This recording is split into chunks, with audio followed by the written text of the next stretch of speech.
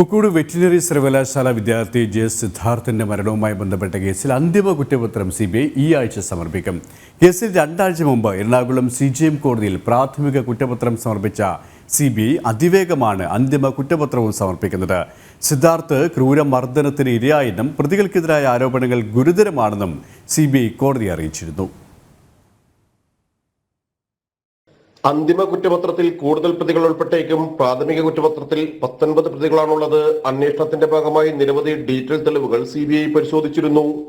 Forensic പരിശോധനാ ഫലങ്ങൾ കൂടി ഉൾപ്പെടുത്തിയതാകും അന്തിമ കുറ്റപത്രം. സിദ്ധാർത്ഥിന്റെ മരണം കൊലപാതകമാണോ എന്നും ആത്മഹത്യയാണെങ്കിൽ അതിലേക്ക് നയിച്ച കാരണങ്ങൾ, പ്രതികളുടെ പ്രേരണ, മാനസിക ശാരീരിക പീഡനങ്ങൾ എന്നിവയെക്കുറിച്ചാണ് CBI അന്വേഷിച്ചത്.